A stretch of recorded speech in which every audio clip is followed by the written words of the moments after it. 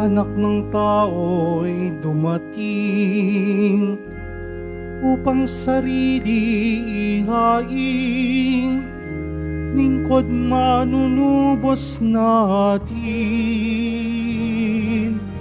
Hallelujah, Hallelujah, Hallelujah, Hallelujah. Sumainyo ang Panginoon.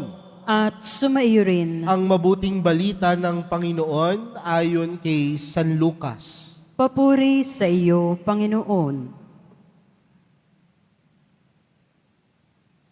Nang nalalapit na ang panahong iakyat si Jesus sa langit, ipinasya niyang pumunta sa Jerusalem. Sinugo niya ang ilan upang mauna sa kanya. Humayo sila at pumasok sa isang nayon sa Samaria upang ipaghanda siya ng matutuluyan. Ngunit ayaw siyang tanggapin ng mga Samaritano sapagkat siya'y patungo sa Jerusalem. Nang makita ito ni Santiago at Juan ay kanilang sinabi, Panginoon, payag ba kayong magpababa kami ng apoy mula sa langit upang pugnawin sila? Ngunit bumaling siya at pinagsabihan sila, hindi ninyo alam kung anong uri ng espiritu ang sumasa inyo. Sabi niya, sapagkat naparito ang anak ng tao, hindi upang ipahamak ang mga tao, kundi upang iligtas sila. At nagtungo sila sa ibang nayon. Mga kapatid, ang mabuting balita ng Panginoon. Pinupuri ka namin, Panginoong Hesu Kristo. Magsiupo ang lahat. Magandang hapon po sa inyong lahat. Pwede bang batiin ang katabi ng magandang hapon? Magandang hapon po sa inyo.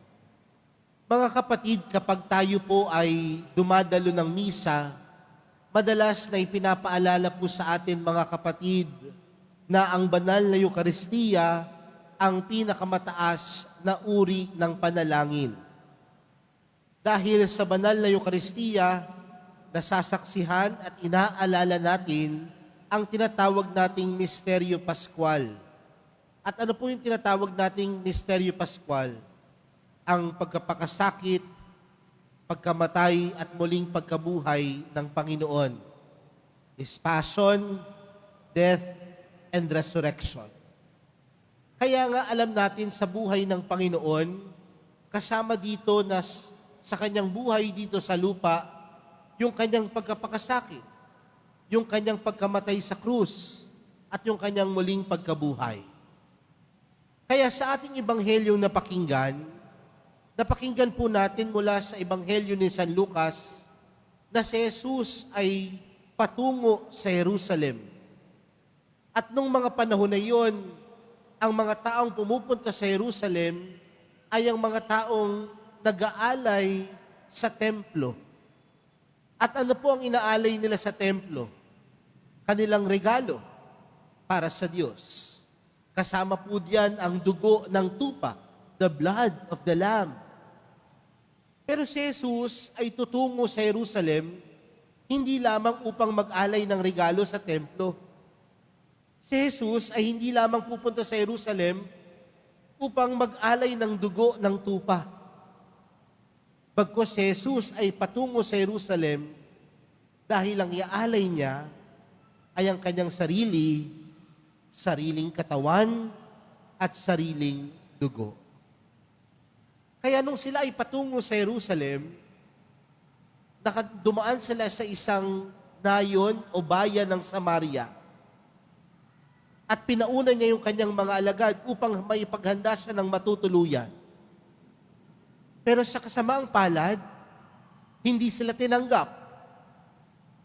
Hindi sila winelcome. Kaya marahil nung mga panahon na iyon, sumama ang loob ng kanyang mga alagad, si Juan at si Santiago. Kaya anong sinabi nila sa Panginoon? Panginoon, payag po ba kayong magpababa kami ng apoy mula sa langit upang pugnawin sila? Sa madaling salita, ang gustong sabihin ni Juan at ni Santiago, ayaw nyo kaming tanggapin? Ayaw nyo kaming patuluyin? Sasabihin ko sa Panginoon, magpababa ng apoy mula sa langit upang mamatay kayo. Marahil reaksyon nila yon. Nandun yung galit. Nandun yung sama ng loob.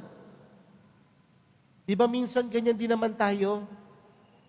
Kapag tayo'y nasasaktan, kapag tayo ay tinatanggihan, madalas, kailangan makaganti din tayo sa mga taong nakasakit sa atin. Makaganti din tayo sa mga taong hindi tumatanggap sa atin. Pero napakaganda ng sagot ng Panginoon. Dahil ang sagot ng Panginoon ay hindi karahasan. Ang sagot ng Panginoon ay hindi saktan sila pabalik. Bagkus, ang sagot ng Panginoon, pag-ibig. Ang sagot ng Panginoon, pagmamahal. Medyo kakaiba po. Dahil para sa atin, kapag sinaktan tayo, sasaktan din natin ang nakasakit sa atin. Kapag pinahirapan tayo, pahihirapan din natin ang mga taong nagpahirap sa atin. Pero sa isang taong may pananampalataya, sa isang taong naniniwala kay Jesus, sa isang taong Katoliko at Kristiyano, saktan mo ko, mamahalin kita pabalik. Kaya mamaya pagkatapos ng misa, kaya ba natin gawin iyon? Yung mga taong naninira sa atin, sabihan natin, alam mo, mahal kita. Yung mga taong nakasakit sa atin, kaya ba nating sabihan na, alam mo, mahal kita? Kaya po ba? Mahirap po, di ba?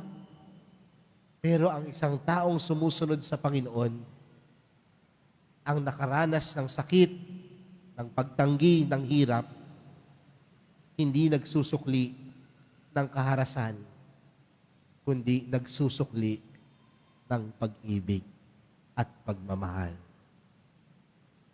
Bakit ho magulo ang mundo?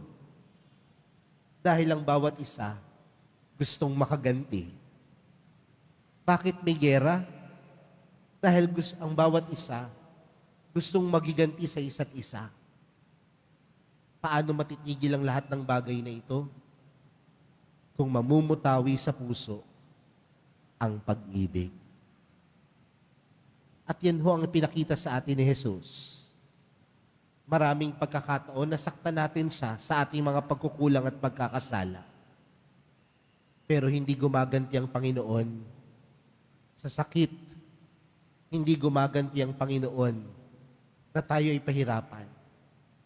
Ngunit ang pinagkakaloob pa din sa atin ng Panginoon sa kabila ng ating pagkukulang, pag-ibig at pagmamahal. Masaktan man natin siya, magkasala man tayo sa mahal na pong Jesus Nazareno, patuloy niyang sasabihin sa atin, mahal kita, mahal niya tayo. Amen.